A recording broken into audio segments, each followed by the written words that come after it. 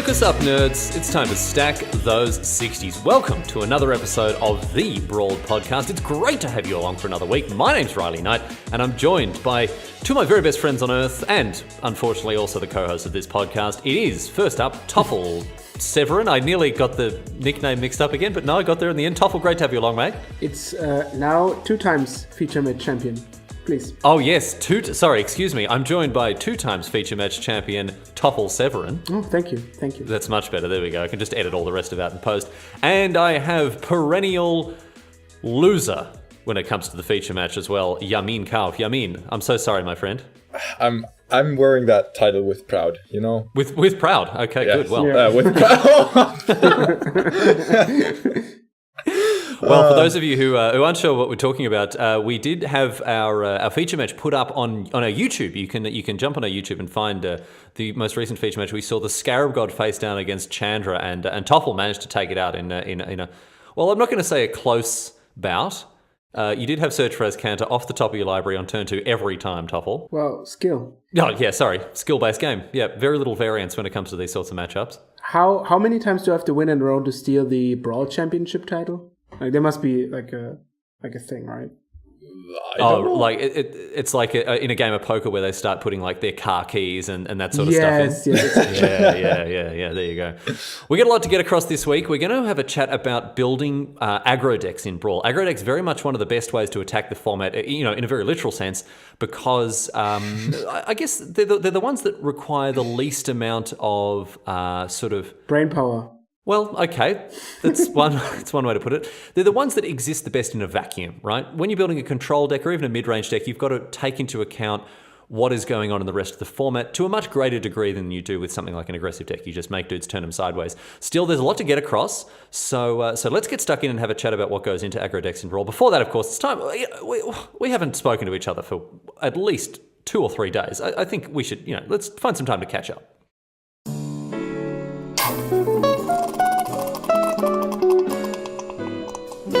It's time for the catch-up. Big week of Magic this week. GP Vegas obviously being absolutely huge, and I know that many people are excited to, in our part of the world, stay up to watch Ben Stark open Moxon and Martin User open Time Walks. That was insane. I stayed up that late to watch it by playing God of War, right? Ooh. So I bought myself a PlayStation 4 recently. And I've been playing God of War. And I know this has got nothing to do with Magic, but oh my goodness, this game is so good. It's stunning. It has enough RPG elements to keep me entertained throughout all the hack and slash nonsense. But I tweeted about this. I don't know if anyone has played. If you've played God of War, and you'll know what I'm talking about, Kratos has no chill. Generally speaking, he is just a very angry dude. But when he opens chests, oh my goodness me. Have you seen how he opens chests? Have you seen this? I wanted to say the same thing, Riley. So there are a couple of different types of chests. There are legendary chests and there are stone chests and that sort of stuff. But the most basic type of chest is a wooden chest, yeah? And they're just laying around, they're the most common one. They're sort of everywhere. Now, they have hinges and a lid and the normal sort of way chests are designed to keep things in them impermanently, right? They're designed to have things to put in and taken out of them. Kratos does not give a damn about this. He goes straight into it and he slams his fist through the lids of the chests, right? Rendering them they're not chests anymore, they're tubs. They're not, they're not secure devices anymore. You could do your washing up in them if you're very quick before the water ekes out between the cracks in the wood. But I don't understand, Kratos, dude, I understand you got a lot on your plate. Your wife's dead and, you're looking after your boy and it's hard. But just open the chest like a normal human, man. What's going on? That sounds like the regular postman, carrying around the thing that says glass do not break or something. Yeah, exactly. Yeah, fragile, handle with care. And they're chucking it around like a bag of spuds or something. Yeah, it's unbelievable. The game's amazing. If you haven't played it, if you've got a PS4, get it. It is insanely good. It's, as I say, absolutely stunning. And it reminds me of when I was a kid reading all of the old Norse legends and myths and stuff like that. So yeah, it's this is coming from someone who doesn't like hack and slash games. It's a phenomenal game, and it was enough to keep me up until 5 a.m. to watch the beta draft. Anyway. So besides playing Super Mario 64 hacks and watching coverage on the weekend, by the way, check that out, right? People modify Super Mario 64. It's amazing. Oh, I thought you were saying coverage, and I'm like, yeah, people probably watch that, dude. You don't need to tell them.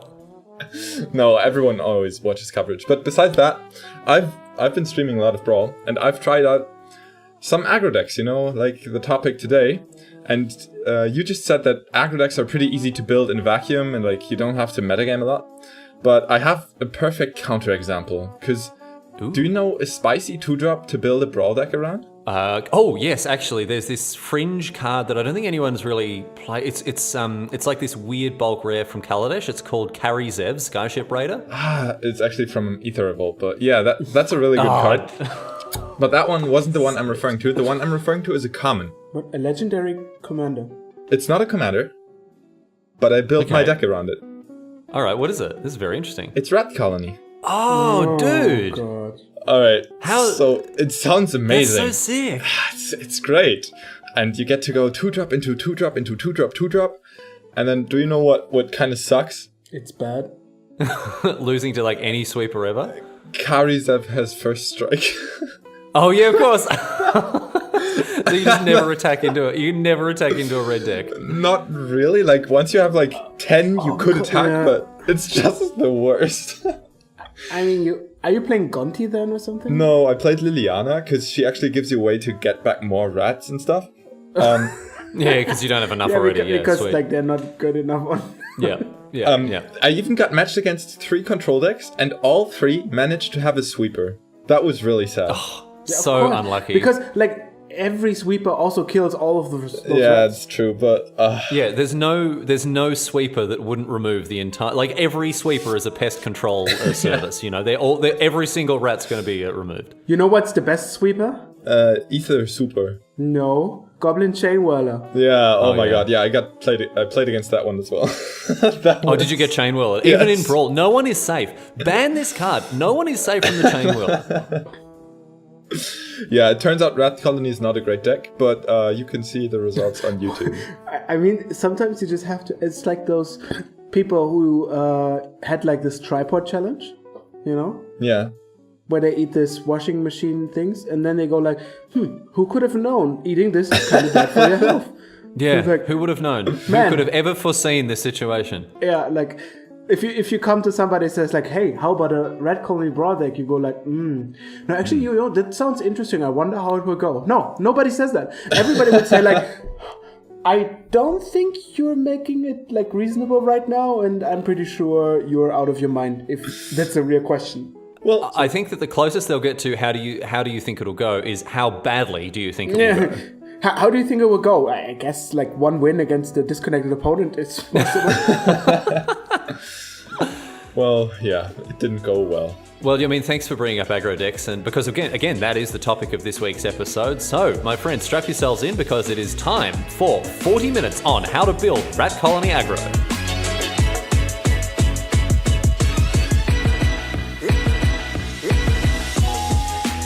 So this week we're going to talk about how to build aggressive decks in Brawl. So if you're looking for an entry point into the format, if you're the sort of person who generally likes getting aggressive, getting on the front foot, swinging in with a bunch of creatures, then this is going to be a great place for you to start because we're going to talk about all of the things that need to come together for your aggressive Brawl deck to function. And now we're going to focus on some of the leading archetypes in the format. We're going to talk about obviously mono red and some other ones as well. But I hope that this episode will at least have enough general advice in it for anyone who's looking to make an aggressive deck in Brawl of any description. And bear in mind that we do tend to keep a sort of a more competitive 1v1 mentality in mind when designing these decks. But hey, if you want to smash face in your local playgroup, you can certainly do that with one of these aggressive decks. One of the biggest downside of aggressive decks is that they're not compatible for multiplayer. I mean, you can do your best, though. Just pick that one person on the table who you really don't like and just really give them hell. Just, Darren, I'm sick of your rubbish. You know what? You're getting Rat Colony today, Darren. You know what, mate? It's time for you to really feel the hurt because you're always turning up with these dumb decks that don't win until turn 40. You're super Always obnoxious. eat my I don't like chips. that shirt. You're going to, always eating the chips. You never bring any chips. You never bring any Diet Mountain Dew to our game sessions. So you know what? This time, I'm gonna really give you a proper spanking. Fair point. Toffel, you brought up something when we were discussing this episode. You brought up something that was really interesting when it comes to the biggest advantage of playing aggressive decks in Brawl, which, I mean, a lot of people might not even really think about. This is something that doesn't really have anything to do with Magic itself. It's kind of an advantage that you'll get that's extrinsic to the game itself. When you play a deck in a league, you have no other time restrictions than your own match time. And of course, faster decks have faster matches. And that leads to more games being played in an hour. And if your deck has a above 50% win rate, which is pretty crucial because once it gets lower 50, then it's a different thing. Then it's actually bad to play many matches. Yeah, exactly. So, like, as soon as you have more than 50, you want to play a deck that's faster. And it goes to even that point that, let's say you have a control deck that wins about 65% of the time, which is very good. And you have an aggressive deck which only wins 55% of the time, which is decent, but not as good. It sometimes makes more sense to play the aggressive deck if you're out for the most value, because you're winning more games over the stretch of time than with your control deck. So let's imagine with the control deck you finish 2 leagues, when with the aggressive deck you finish 5, then it could be that even though you have a lower win percentage, you win more prizes due to just the amount of leagues you're finishing. Keep in mind that this is obviously only applicable to Magic Online, because if you finish your match in 10 minutes at your local game store, then you have to wait 40 more minutes for everyone else to finish before the next round starts. Unless Darren is there, and then you have to wait an hour and a half because he's going to take every single one of those extra turns for 20 minutes. Darren. Wait, isn't Darren the one who X4'd the Pro Tour? No, that's Danny. Oh, no, I'm not having a... No. I wouldn't have a go. No, Danny's too much of a scrub to even play Brawl, so whatever. Yeah, so this only counts for leagues and not for the Commander Challenge, because they apply under the same rules as tournaments do, where you share a round clock for everybody else. A really interesting point, and not one that I know a lot of people would think about when thinking about the reasons to play different decks. But if you're looking to just grind, get a handle on the format, win some games off the back of your height and play skill, whatever else, aggressive decks are certainly going to allow you to do that. However, that doesn't have too much to do with actually building a deck. So let's talk about what deck construction looks like for Brawl decks. And Jamin, I know that we've said this several times. There's a very clear starting point that every Brawl deck should really start with, right? The single most impactful card in your 60-card Brawl deck is your Commander, because you will have it in your starting hand every time, no matter how often you mulligan or how many games you play. It's the card that defines your deck the most. So keep in mind its effect on the game and its mana cost while building your deck, probably around it. That's a great point, Jamin. And as you know, listeners will understand once we've got through this episode, there are a number of knock-on effects to which commander you choose, because of course it impacts your mana curve, it impacts your game style, it impacts a whole bunch of things. So it really is the most important decision you're going to make, and as you said, Jamin, the most important card in your deck. So I think that kind of leads to the natural question: which cards are worth playing in your commander slot? There are a bunch of sort of boxes that need to be ticked, whether it comes to color requirements and what have you. But especially when we're building an aggressive deck, which cards or what sort of card do you look for to put in that commander slot? I guess you just play the best card. I mean, the best card is cool if you have like the best card all the time, right? That's what I do all the time. Like in Magic in general, I'll just always play the best card. Yeah, this is a very interesting approach. So hang on. Let's back up here, and we'll try to get a picture of this. You're saying that if you've got a choice between a card that is good and a card that is slightly worse, you'll play the slightly worse card? No, I play the slightly better card, dude. Didn't you? Oh, you play the better card. Yeah. Okay, and you do that all the time? Yes. If you just do that all the time, you win every game. Oh, this is very surprising. But sometimes you make mistakes. We're all learning a lot today. And sometimes the better card is Bloodlust Insider and Fire Shout Archer, or what its name? Yep, and Grasping Scoundrel. Oh yeah. Oh yes. I'm not sure if your method of evaluating cards is correct. Well, that's the game of Magic, you know. And that's the game of Magic. Thanks for joining us for another episode of Stacking Sixties. It seems like it's like a supreme caster punchline. Yeah. Well, and that's the game of Magic. We see us next week. Yeah. Well, I'll try to work that in next weekend in Pittsburgh. Have a listen in this weekend, my friends, and you'll hear me say, "And that's the game of Magic." So, in all seriousness, though, how do you pick which commander is going to be the best for the job. All the commanders have very different upsides and downsides. We had the big discussion of Karizev versus Chandra versus Hazaret. And just to name two upsides of Karizev, Karizev can play Mox Amber for more mana early on, and a card like Yaya's Emulating Infernal, the legendary sorcery, because for a 2-mana commander it's way easier to stick around because you can recast it more often and stuff. But Chandra, in my opinion, is the better card because it allows you to play more aggressive cards in your deck and then always have that top end at the ready when you need it. But that's actually quite a big debate still. Sometimes you just fill your commander with the slots you're having in...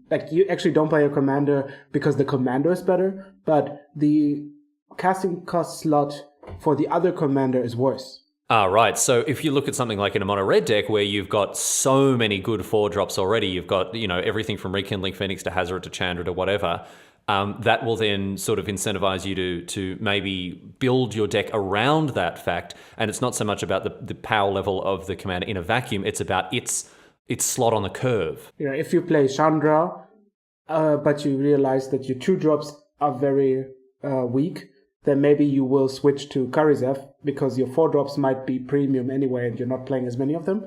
But on the other hand, if you have plenty of good 2-drops, which you already want to play, then you can also just play Chandra because then your 2-drop slot is at the excess of limits. You can just play enough to fill your deck in a natural mana curve. So if you've got a choice between a couple of different commanders and you already know what style of deck you want to play, for example, mono red, then lay out your curve, have a look at where maybe a gap is or a weakness that needs to be shored up, and then use an appropriately costed commander to fill that hole. For example, if you're really light on good 3-drops, you play Captain Lannery Storm. So that's another factor that should influence your decision as to which commander you play. And it's not just with red decks, right? There are other decks where these principles are at play. I would say it's specifically more of a feature for aggressive decks, because for control decks, your commander usually is very strong and very distinct, and your slots are more flexible because you fill them with spells, like removal spells or decent creatures, very, very high impact creatures. And for aggressive decks, your cards are very exchangeable most of the time. They're good creatures, they attack, they somehow do damage. So when you're deciding on an aggressive deck, it actually makes a lot more sense to look at the streamlined outcome than just the raw power value. So building the curve optimally is something that, I guess is I mean, it's important in any deck, but it's something that when you're building an aggro deck, it's something to really focus on importantly. And as you said, ensure you've got that redundancy, I guess. The interchangeability of cards is more pronounced in aggressive decks than anywhere else. For example, when I play a Scarab God deck, I know that the Scarab God is my win option of choice, and I can rely on it, and it's actually built the way that I can eventually cast the Scarab God and close the game. The red deck doesn't need to cast a commander a lot of the times. It does because it's a good card, but it would be sufficient without it. And that means you can exchange it much easier than just a control deck. Jamin, do you have any other examples of maybe non-red decks that also might have this sort of, be asking these sorts of questions to themselves, which commander to put at which point of the curve? I actually have a very similar example for green and white, which I talked about on another podcast, the Huatli deck. Which podcast are you also What doing? podcast are you doing? You're cheating on us, mate. Wow. You do another podcast. Okay, which I talked about on another episode. Yeah, of course. That makes sense. It's the Huatli Radiant Champion deck, which uses Huatli as the commander. But there's another good green-white commander that rewards you for going wide. It's Shanna, the 2-mana 0/0 that gains +1/+1 for each creature you control. Now, I think in that case, it's pretty obvious that you want Huatli as the commander, because having lots of cheap cards in your deck allows you to go wide way better than having lots of expensive cards in your deck, right? If I play a 4-mana creature that on turn 4 that goes less wide than playing 2/2-drops on turn 4, right? That just makes sense. It just makes sense. It just makes sense. And that's the game of Magic. All right. Well, that's a pretty clear signal that we kind of run out of things to talk about on this topic. Let's move on. When we are looking to build a curve, right? I think one of the questions is because we want to fill out all points on the curve as well as possible, and anyone who's built a limited deck, even a constructed deck like that, it's very contentious, the role of 1-drops in these decks because obviously they're fantastic on turn 1 and then kind of tend to be pretty garbage on even as early as turn 3 or 4. So when you're building an aggressive Brawl deck, how many 1-drops should you look to be playing? Yeah, I guess you asked Jamin. Like, I wouldn't play many, only the good ones, and then Jamin plays basically every 1-drop. Well, having 1-drops is so impactful often because being efficient in Brawl is really difficult because you only have very few very efficient cards, right? You can only play 1 Fatal Push. We keep repeating that like every episode, but the restriction is just so big. So having an efficient turn 1 play is so good. It's game deciding oftentimes. Why is that though? I mean, we've seen. I mean, in every other constructed format, 1-drops are fine, but they're not that great. Why are 1-drops so much better in your mind when we're playing Brawl? You mean? Well, I'm not Jamin. Well, I can answer that. So in constructed, you choose 1-drops of choice and play 4-offs. So that's pretty strong. You can only choose the best ones. But in Brawl, you don't have the effect of losing a card to a 1-drop that impactful because you're playing Commander, which you have all the time. That means even a bad 1-drop leads you to a point where you can play turn 1 and you finish the game with a card in your hand, which is the point where a 1-drop gets valuable, right? If you finish a game and you have no cards in your hand and you have to draw from your top, 1-drop is bad because, well, you draw it, or you played it before, then it's not a card that could have been cast later. That's bad. But as soon as you don't finish all the cards in your hand, the card you played in turn 1, doesn't matter how low the effect is still something that added to the game. Yeah, and as I said, the answers are just very slim, right?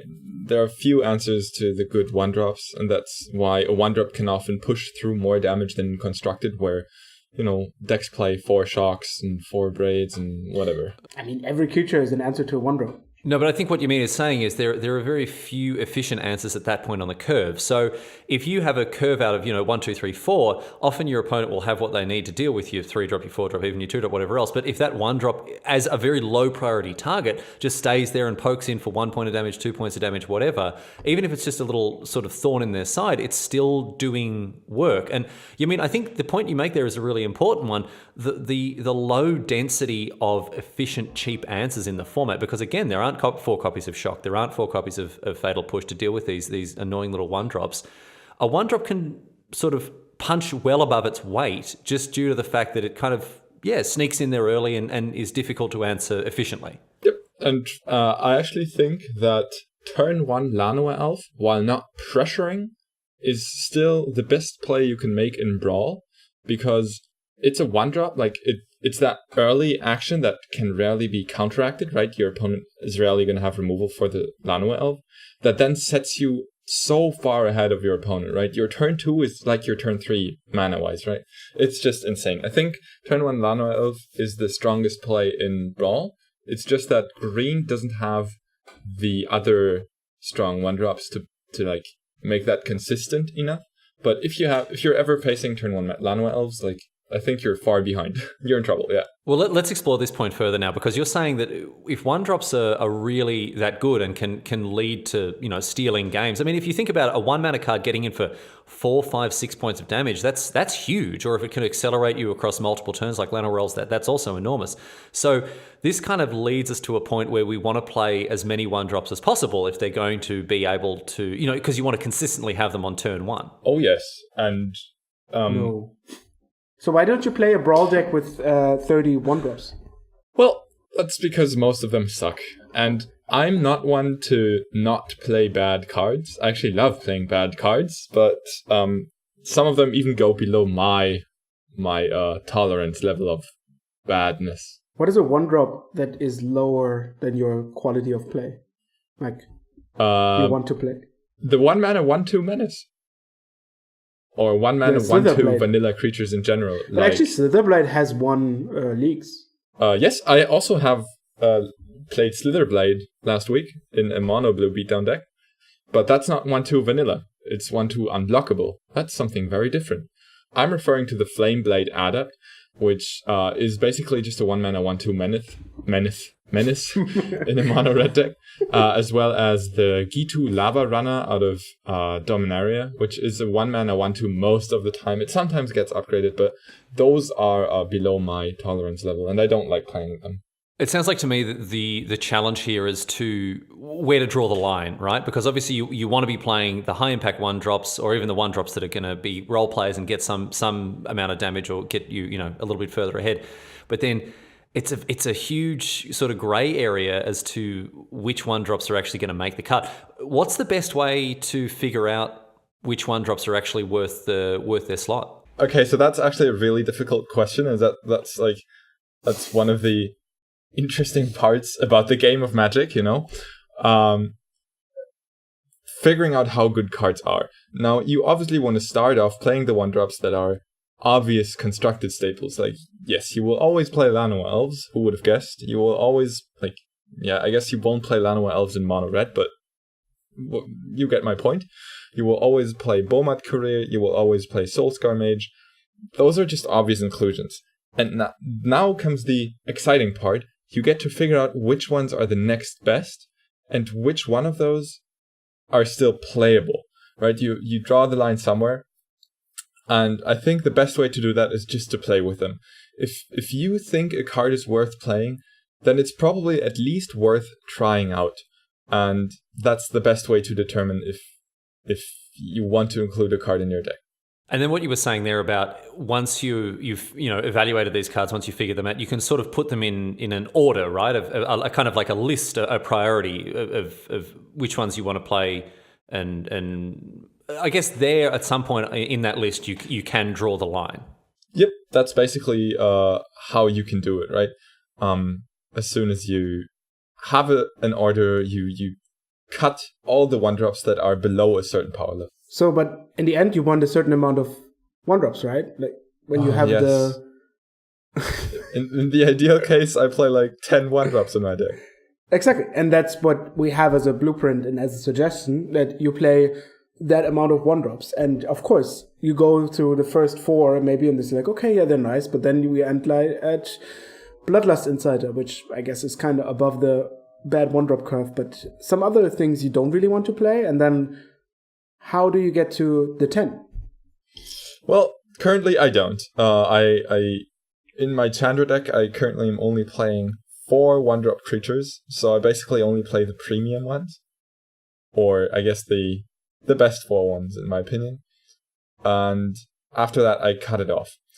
And now you could go and build a way more aggressive mono red deck, which then would play even worse ones, but lose some of the late game strength to early aggression, right? You would be a bit more aggressive, but with worse cards.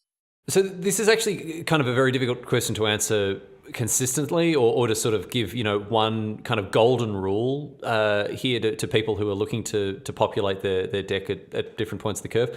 I suppose the two things to keep in mind are how aggressive your deck is overall. Like if your aggressive deck is just all like full on pedal to the metal, dumping creatures, emptying your hand by turn 4, then yeah, you want as many as you can, and you have to lower the bar on power level to maybe put that 10th 1-drop in your deck. But if you are playing a slightly bigger aggressive deck with some higher top end with dragons or planeswalkers or whatever, then maybe you can pull back a little bit and go as low as something like 4. It's difficult. I think maybe a decent starting point is to look at which 1-drops are seeing play in standard, because you know that they're going to be safe options. And then if you want to sort of experiment from there with the second tier 1-drops that aren't necessarily seeing standard play, that's something that you can, test the waters at least. Or as you said, I'd like the idea, like maybe if you want to try some, just put one of those in and then try this. And if you like it, you can maybe add another one. Or if you don't like it, you could try for this slot another one, and then scribble your way into playing those cards. Yeah, just get a feel for them here and there. Jam some games with them. If they're good, keep them. If they're bad, cut them. It's sort of it's difficult to give such blurry and vague instructions, but there's no hard and fast rule here. Let's move up the curve a little bit. We want to talk about the top end. We'll talk about sort of 5-drops or 4-drops, 5-drops, maybe even 6-drops if we're living in that kind of world. But what does the picture look like when it comes to 2 and 3-drops? Because this is the bread and butter of your deck. These are the cards you're going to be casting a lot of the time. to make impactful plays, and there are quite a lot more playable 2-drops, playable 3-drops than there are 1-drops. So where do they fit into this picture? I think for 2 and 3 drops, we can actually give a rule of like how many to play because you can fill that number. Right. So you don't have to compromise too much on power level. If we say have X 2-drops, there are generally going to be X 2-drops to put in your deck. Yeah, so currently in my Mono Red Chandra deck, it's obviously going to be very different for Karizev because they always play Karizev on turn 2. But in my Mono Red Chandra deck, I currently play 10 2-drops, and that I've run very well with that so far. Obviously, with 10 2-drops, you are going to dip into the realm of not played in standard, but the power level difference there isn't as big as with the 1-drops, right? The 2-drops oftentimes have very similar stats with each other, whereas the 1-drops oftentimes require synergy to have good stats or are just bad. So it's like you said, the power drop-off on 1-drops is obscene, whereas, if you're playing something like a Thriving Grubs as a 2-drop, it still attacks and it still gets stuff done, right? It's like Karizev attacks for 3 on turn 3 and Thriving Grubs attacks for 3 on turn 3. Obviously, Thriving Grubs is way, way worse because it dies to smaller removal spells. It gets blocked way easier, but it still attacks for the same amount of damage in many scenarios. You want to say something, Toffel? Yeah, no. You're right with this point. It's just a very funny thing to say that it's like, no, it's the same it's power basically level. The same. Go play Thriving Grubs in standard. I love how defensive you were as well, Jamin, because you can tell Toffel's there giggling. You're like, You got something to say, buddy? You got something to say to me, huh? And Toffel is right too. Like, Thriving Grubs is significantly worse, but in many games it's going to have a very similar effect. The reason why Karizev is so good is because she attacks through some creatures, right? And, yes. And Thriving Grubs doesn't do that. Exactly. And also the inevitability is just a thing you need in standard because the opponent will put creatures on the board that are blocking it or removing it very well. But in Brawl, sometimes your opponent doesn't play a 2-drop because it's harder to get those good 2-drops. And then this dealing 6 or 3 damage is good enough that you want to play it. Yep. And luckily for us, we're not advising you to play Thriving Grubs in standard. No. Yeah, and I think this kind of holds true for 3-drops as well. There are just that many of them that do clear the bar that you're going to be able to fill out your deck with whatever number you need. And we'll come to what those curves kind of look like again. That's how we're going to kind of wrap this episode up so you get a clearer picture of that.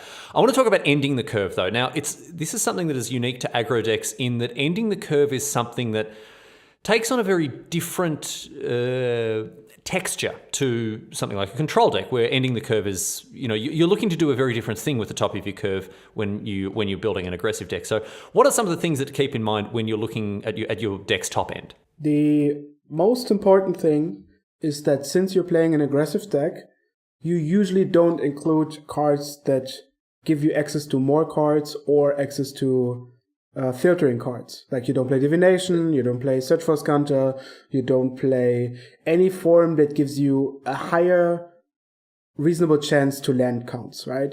You cannot play 5 or 4 drops that consistently because you don't get the access to the mana that consistently. And that is a big factor because that reduces the amount of 4 drops you can play to only the premium amounts.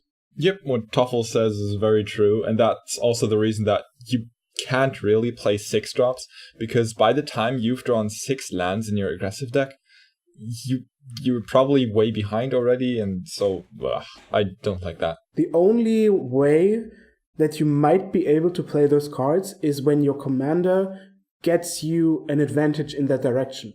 For example, we talked about playing Captain Legendary Storm. When she attacks, she does a treasure, and getting to 3 is quite reasonable. And that means that you will get a mana every time she attacks, so it's much more likely that you can cast your 6 and 5 drops. Or, as we talked about Chandra, she can also do mana. Maybe you can include cards that are a bit more expensive. Maybe like Fight the Fire or something that has an upside when you have multiple amounts of mana that you can't use. But you wouldn't normally play because it's unlikely that you will get there. Yeah, and even with Chandra, it's still, in my opinion, too big of a risk to include 6 drops, for example, because that kind of requires your Chandra to stick around, and then playing cards that are only good when you have your Chandra Torch of Defiance on board, it's kind of redundant, right? Because when you have Chandra on board, other cards will do a great job at protecting her and like winning you the game as well. So when you play an expensive commander, very, very likely it's the best card you can have anyway, right? When you have Chandra, it's such a good card. You're playing it because it's so good. So you don't need a lot of other high drop cards, because at this point you want to cast your commander anyway. That means it probably only leaves you room for 1 or 2 more. I think this is a really important point now, because we've talked about clearing the bar, right? We've talked about the fact that on 1 drops, you'll have to compromise on power level a little bit. With 2 and 3 drops, you generally shouldn't compromise. You shouldn't have to, because there are just that many good ones. When we're getting to like 4 and 5 drops now, you really want the absolute maximum out of these cards. You're only playing the very finest 4 and 5 drops. You know, you're playing the Glory Bringers, the Chandras, and what have you. This means that in order for a 4 or a 5 drop to get into your deck, it has to do so much more. It has to really be the cream of the crop to even be included in the conversation. And luckily, Red has many of those in current standard. You know, you have Hazoret, you have Rekindling Phoenix, you have Chandra, you have Glorybringer. Red decks just have all the top end. I mean, in general, I think at any given point in time, you will have a lot of cards to choose from. It's not that, I go back to this environment and luckily I have found my 1 card I can cast. There will be plenty 4 or 5 drops that will tempt you to play this. Yeah, but the question is going to be, are they actually good enough? There's no denying that Glorybringer is an absolute all-star powerhouse Magic card. But, you know, if you go back to previous standard formats or maybe future standard formats, when Glorybringer finally rotates out, that's going to impact the Brawl format, and maybe we won't have this easy slam dunk 5-drop dragon. I mean, there will be other easy 5-drop slam cards. Like, do you really think so? Yeah, there will be. Maybe it's like a Thundermaw Hellkite. Maybe it's a Sarkon. Maybe it's a different card. Okay, all right. Something like there will be mythics and rares that are so good, especially in those mid-rangey drops, that you will want to play them. So essentially, when you're looking to fill out that slot, the 5-drop slot, maybe a couple of 4 drops as well, just include again the very best options that you have at that point at the curve, and they'll do the job for you. I like your optimism, Toffel. I think that's really good, but. Are you playing Siege Gang Commander, for example? I can see replacing Glorybringer as soon as it rotates out, because generating that huge board out of nothing. This whole concept comes down to the splashing dilemma, right? When you're having a limited deck, you're splashing some cards, and your fixing is most of the time fairly decent but not great, let's say. So you can add to choose 1 card, which is fine, because when you draw your fixing color, then you can play it. You could add to choose another card, which is also fine. And then at one point where you can say, I draw the card, I don't draw the color, it's harmful for my deck, for the play, because I cannot use that card. But most of the time, drawing one of those cards that you can cast is a downside, but not as bad. It's like a mulligan to 6. It hurts, but you can still win. Drawing 2 of those is fairly bad, because then the effect of not being able to do something is exponential. Exponential. Yeah, it's exponential. So when you draw a 4-drop you can cast, that's fine. Maybe you draw lands, maybe you draw other cards that keep you busy until you cast it, not a big deal. But as soon as you start drawing more of those, the amount of games you cannot do anything is too damn high. I actually love that comparison. Like, comparing the land number 4 and 5 to the splash in a limited deck. I actually love that comparison a lot, and it's great. You can draw like 1 5-drop and you'll always be fine. I love it. And I'm sure many of our listeners will be familiar with building limited decks. If you're not, well, I mean, there are other podcasts for that, but that's a great guiding principle, I guess, for anyone looking to tighten up their aggressive game in Brawl. I know we focus mainly on red decks today, so let's talk about the top in other lists. We talked about Huatli, we talked about green decks and this sort of thing. What are other 4-5 drops that are very easily clearing that bar and you know, a good blueprint, a good examples for other people to follow when building their own decks? So Angel of Invention is a supreme one for white decks, because it's a beater that also has the hymn attached to it, right? The anthem, the glorious anthem attached to it. Mm-hmm. It's insane the turn it comes down, giving you that haste swing with your bigger creatures. In other decks, sometimes Planeswalkers can fill your top end. Something like Nissa Vital Force untaps a land you control to turn it into a hasty 5/5 beater while also giving you the Planeswalker to threaten your opponent with. A standard staple in Verdur's Gearhulk also makes for nice top end. There have been so many games where I said like, okay, I just untap one more time and then I'm totally good, and then I'm say Nissa attack for 5. Yeah. So those are the kinds of cards you look forward to. In black, in mono black, you actually don't have a great 5-drop to fill in there. Like maybe you can play Liliana, Death's Majesty. Yeah, she seems pretty good. Yeah. And there is a blue beatdown deck, mono blue beatdown. I've played Zahid there as a big flyer, but that's less of something that capitalizes on you already being ahead and more of just a big beater on its own. Oh, and you want to know the top end for the Rats deck? Is it more rat colonies? Not only that, it's also Vanquisher's Banner. All the rats. Oh, Wait. yeah. You must play Secret Salvage, right? Yes, of course I did. And I also played Metallic Mimic. Yeah. But Vanquisher's Banner, just imagine all the rats like overwhelming, like leading the fight, carrying the banner. Yeah, carrying like all of them swarming up together to form like this big sort of rat golem holding the banner aloft and calling more rats aside. Well, there you go. So we promised you, ladies and gentlemen, 40 minutes of the highest level, top shelf analysis of rat colony aggro in Brawl. I feel like we probably delivered on that. I just want to point out quickly that we have posted the deck list that we sort of based the discussion around. There's in the show notes you'll find a Karizev list, a Chandra Torture Defiance list, and a Huatli Radiant Champion list. And I think what's important to take away from these lists is their curve, right? So if you lay these decks out and look at the way that they're set up, you'll notice that in the Karizev deck there are only 7 2-mana cards, whereas in the Chandra deck there are 13 because Karizev is always a 2-drop that you have access to. The Huatli list has a nice, very even spread across the curve all the way from 1 to 5. And when you're building a deck, even if it's not sharing these colors, even if it's not sharing the same identity or the same kind of cards that are in these lists, if it has the same thrust, if it's still an aggressive deck, these are great blueprints to sort of transfer or adapt into your playstyle. Maybe you found some sick red-black aggro deck that you want to play. You can still take the red aggro list and sort of keep the curves more or less aligned to make sure that the list is going to be at least functional. Could I name you the best blueprint for an aggro deck curve? It's not Urza's blueprint. Okay, so on 1 mana, you don't play any cards because there are no good 1-drops, unfortunately. On 2 mana, you play 32 cards. Yes, okay. I see where this is going. There are no cards on 3, no cards on 4, and then luckily there are 2 cards on 5 mana. That seems like a healthy distribution. Yeah. Yes. Seems like less of a curve and more of a mountain range. But sure, there we go. What are the 5 drops? Vanquisher's Banner and Secret Salvage. And that's all you need. Yeah, that's all you need. You also include Metallic Mimic. Well, ladies and gentlemen, that is, as they say, the game of magic. Let's check the mailbag.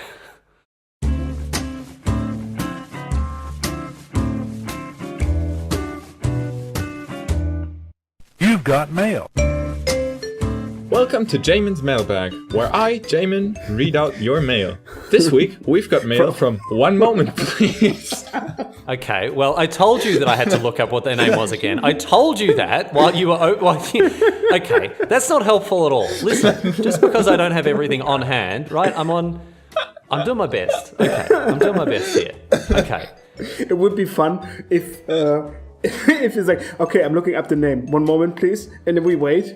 And then it's like, I told you the name. You should have stopped. This 1 moment, please. Yeah, well, it was never going to go that way. Who in their right moment called their child 1 moment, please? I guess maybe they're at the Office of Births, Deaths and Marriages, and the attendant there is being like, okay, and what are you calling the child? And they say, just 1 moment, please. And so, okay, 1 moment, please. No. It's like, oh, I'm sorry, madam. I have to take your first answer. I'm really sorry. There's nothing we can do now. That's my final answer. You know what really happened? Back then, like, you could choose your own team name, and there was like Odyssey Team Constructed or something, or Team Limited, and Yeah. the best. It's a bit. I mean, shady. Yeah, it's definitely horrible. But the best name I've seen was star by star. That's genius. Oh, that's awful. Oh, that's That's awful. I love it. So they go up to the pairings board and they're like, oh, sweet, got the buy. It's weird that they're giving buys to we're 3-1. That's weird. Oh, well, easy game. Let's go and get some ice cream. No, this is not from star by star. This is from Kevin Zhang. Kevin Zhang, who you might remember actually won Toffel's tweet a couple of weeks ago. Ooh, yeah, I do remember. It was a good treat. Which one was it? All right, poor Kevin. Jeez, he's had a rough go this time. Anyway, I mean, what's Kevin got in touch to say? Kevin writes, I built a red-blue Adedis deck that focuses on copying the spells I cast with things like Mirari Conjecture, Insidious Will, and Swarm Intelligence. The goal is to copy a Jaya's Emulating Inferno a couple of times to win. Is this too janky? From my experience, creature-focused decks seem to be the entire meta, and any type of other decks are just not good enough. Now, okay. A counterpoint to Toffel's very rude laughter there is this deck sounds super, super sweet. I really, personal preference, I love red-blue base spell-based decks. I think this sounds super sweet. But the reason we selected this as the mail for this week is because, I mean, it raises an important point about your approach to a format. There's nothing wrong with building a quote-unquote bad deck. Please excuse my simple friend, and please ignore his nasty laughter, his nasty cackling there, because it's fine. If you want to build a bad deck, if you want to build a deck that is suboptimal, you go ahead. No one should ever tell you otherwise. No, if you want to do this. no, that's not true. Okay, you can build it, but as long as you recognize that you are not going to win as many games as you would with a quote unquote real deck. Okay, fine. If it's for fun purpose and you're not entering a league, that's totally fine by me. What? What's wrong with entering a league with a bad deck? Let's just have this discussion without this nasty little hobbit bloody cackling away in the background like this. Uh-oh. No. Kevin asks a really important point about jank and also about creature-based decks in Brawl. So, I mean, what do you think of what he's asking about the creature-based field that we face? First of all, there's nothing wrong with building a bad deck. Just to get that out of the way, I've done that multiple times. It's glorious. Yeah, but I think the difference there is you don't mean to. What? Sorry, that was very nasty. That was just unnecessary. Go on, Jamin. I apologize. Second of all, towards the deck, casting one Yaya's Emulating Inferno is oftentimes enough, because that it's just that powerful on its own, right? Most of the legendary sorceries are. And third of all, I think creature-based decks are just easier to build. I realized that when building decks on my own, right? That building down to the ground curve-based creature decks is just way easier than having a spell-based control deck, or control deck in general, that kind of has to answer the opposing game plan before taking over the game.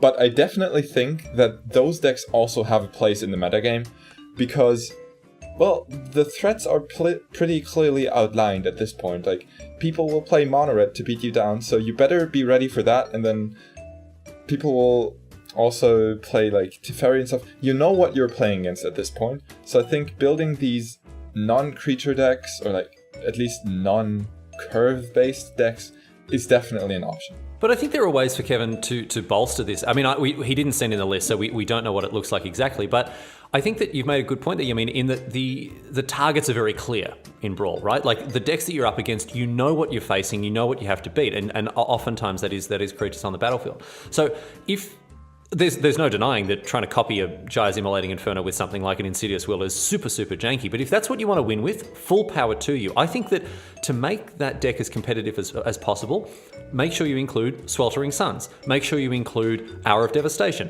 Make sure you include Commit to Memory. And all of the point removal spells in red that you can, like Lightning Strike, Shock, and what have you. to give yourself the best chance. And then what you win with is kind of irrelevant. It can be as janky as you want. As long as you build a deck like this with a focus, with a central, with game against what you expect to come up against. I don't think it should be consigned to the Now I scrap actually heap. want to win a game with copying it. Yeah, I was emulating Inferno. That's like a challenge now. Get on that Kevin Zhang tip. Yeah, exactly. I mean, the point was also like copying it is so strong that said like copying it a couple of times. Like, how many times do you have to copy it so your opponent still is alive? Yeah, exactly. I'll do it four. I copied it 4 times, and Yeah. and they're still. I could only get them to 1. Yeah, actually, that seems pretty sweet because Mirari Conjecture doesn't cost any mana. So on that turn, if you've got enough mana, maybe you've got like some artifact mana or something else going on. I don't know how we're fitting all these cards in the deck, but if you can then copy it with Mirari Conjecture, cast it and copy it with an Insidious Will, and if you've got a Swarm Intelligence... Also, the Insidious Will gets copied, so that's like 3 copies. Ooh, Oh, jeez. beautiful. Yes. So you just lead up to this one huge turn. And the thing is, with the Mirari's Conjecture, you can like burn through some of those spells already. Like you can play a value immolating Inferno to get rid of some creatures or whatever, and then buy it back with the Conjecture. Alright, boys, you No, heard it I here think first. We broke the metagame. I think that, well, okay, let's be very clear. Let's give credit where credit's due. Kevin Zhang broke the metagame, ladies and gentlemen. Let's be very clear about this. But I don't know. This is, maybe we're off to magical fairy Christmas land here, but I think This is reasonable. Okay, all right.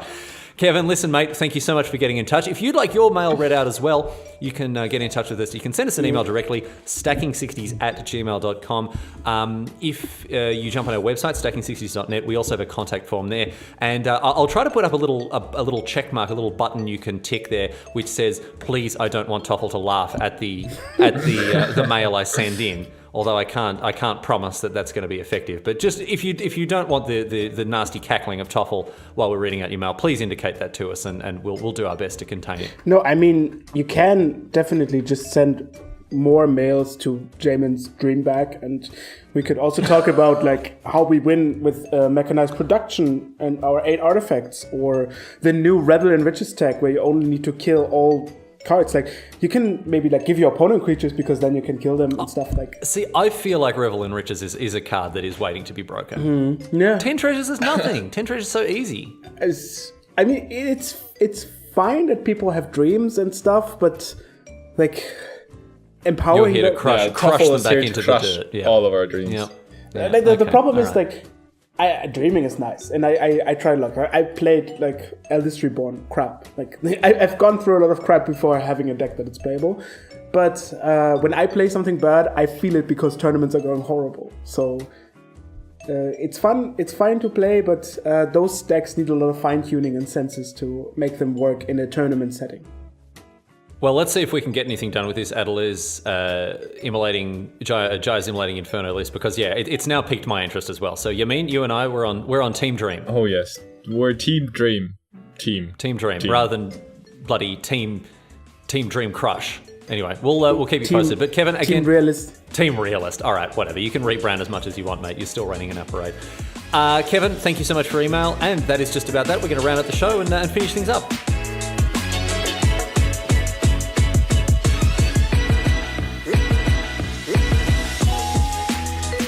Thanks so much for listening to another episode of Stacking 60s, the Brawl podcast. It's been great to have you this week, as it is, of course, every week. We are going to close out the show with the usual housekeeping notices there. We've got a website, stacking60s.net. You can find everything you need to know about the show, past episodes. You find links to our YouTube channel, our individual Twitter accounts, and indeed the show's Twitter account. It's just at Stacking60s. You can follow us there. We tend to post most days with little thoughts or cards that we like, or little ideas that we've had, whatever else. So you can follow us there. We also have a Patreon if you want to show some financial support for the show, and we really do appreciate all of the patrons that kick in $1 or $2 for each of the episodes that we put up.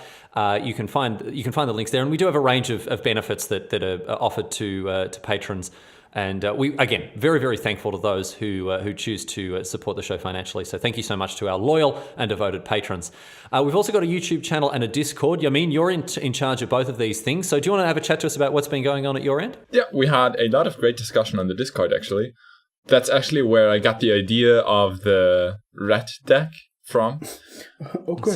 So a lot of great discussion then, yeah. Yeah, a lot of great discussion. Now, someone was like, has anyone tried it? So I was like, well, I better do. Now they have. Yeah, now we have. And yeah, if you want to have a chat with lots of the players that are also dominating the league, just join us. And you can see May's feature match is now up, isn't it, Jamin? The feature match between, as we mentioned, Chandra and the Scarab God has been put up. I know that you were kind of dragging your feet with getting that one up online. I can't imagine why, but people can now watch it up there. Yes, you can. You can check out Toffel and me facing off against each other with commentary of all three of us. And those feature matches are going to come your way every month. It's actually one of our patron benefits if you'd like to choose the deck that we play. And the thing is, we have to play any deck you send in. So one of the advantages to signing up to Patreon is that you will be able to tell us what to do in that way. And a range of other ones you can get across in there. Anyway, that's just about that. I have a suggestion for the next feature match. It might have come naturally out of this episode. I'm not telling anybody to suggest anything to Jamin, but the writing is on the wall in that. Or the writing's in the sewer in that particular case. You can also choose the deck for Toffel. Oh, you can make him play it. That's very good. That's very good. At the moment, also, we are giving away 15 boosters at the end of this month. That number could go up. We've had 15 boosters put into the kitty. Doesn't really matter where they've come from. 10 of them from who? Oh, actually, it does matter where 5 of them have come from because Toffel. Come on. You got absolutely smoked in this week's Twitter poll. So last week we asked whether Unknown Shores is considered a dual land in a 2-color Brawl deck, and overwhelmingly the people were correct in saying no, it is not a dual land because of course it can still make up to 5 colors. I just want to say that a huge applause and a huge congratulations to the 24% that actually voted yes. Bots. Russian bots. Yeah. You've Putined the election. I know what you've done. It's you've Putined it, mate, and we don't stand for that. I mean, this clearly shows that there's something inherently wrong with the internet itself. I stand by the result, and Toffel will uncomplainingly put his 5 boosters in, as will I. Well, actually, no, slightly complainingly after Toffel and Jamin wrecked me with a technicality in our feature match for this week. Anyway, that is that. We are going to give away 5 boosters more right here, right now with Toffel's tweet. Every week, we pick, or Toffel picks a tweet with the hashtag Toffel's tweet, and if your tweet gets picked, you win 5 boosters. Simple as that. Toffel, what have you got for us this week? Toffel's tweet. Incoming. So this week's Toffel's tweet comes from our good friend, Dunderson92. Danny Anderson, top 16 competitor at the most recent Pro Tour. Yeah. So, I'll get it. Yes, all in order, correct, No, yes, that was, all true. I was unfortunately one of his road bumps, otherwise he probably would have made top 8. Like, that's how it works, right? Oops. Oopsies, but he was very friendly, and he also raises an interesting question, I find. How do you think the buy a box promo Nexus of Fate, which will be a buy a box promo from M19, that is an instant time walk for 7 mana and gets shuffled back into your library once it hits the graveyard from anywhere, how this card will impact Brawl, and are these cards considered for standard more than Brawl? So for the first time, how it will impact Brawl, I think this card is really good because you can just play it in a sense that this can be your win option. You don't need other win options. I don't think it's good in Brawl, but what it is really good for is when you get it from buying a display, you open the display and then you have a complete Brawl. Like a complete Brawl collection, right? Yeah, basically, after buying an entire box. This is a fact when you're you're almost guaranteed to get one of every common and uncommon in a box. And once you open a box, you probably can trade in the cards you don't want for cards you want. So that means, which is a nice thing at Brawl, that you just win the whole thing and you get a Nexus of Fate. Yeah, it's not bad. Basically, like if you buy a box, you essentially have the entire Brawl, every M19 card that you'll need for Brawl. That's super sick. Yeah, and if you enjoy really long games, you can just play Nexus of Fate, draw it again, play Nexus of Fate, draw again, and that on. Like, You can probably set up a loop. Like for extended, it's pretty interesting. Right now they play Teferi, which is a win option on its own. But Nexus of Fate also just has the added bonus that you can win with your lands without doing anything. Yeah. Don't even need to pack a win condition, just a single Nexus of Fate. Easy game. Well, no, a single Nexus doesn't work because then it's Yeah, then it's a draw because you like take it's all actually the not a time. draw. I think It forces you not to sure do how that something is. different. No, I actually think it's a draw because you're not getting in a loop, right? Like Yeah. when you have a decision in a loop where you have to Oh, okay, yeah. So you need to play like an Ether Swooper or something, yeah. yeah, but you don't have a loop because it's there's something happening in between. Yeah, Like, but if you have still to- need some sort of win condition to actually win the game. Yeah. Yeah. Just play a 1-mana 1/1, and then win the game from there. No, but Easy. what you can play is the tap land that draws 2 and the mill desert, and then you can Mill your opponent. just draw the same cards over again. Yeah. Well, and you know what they say. That's the game of Magic.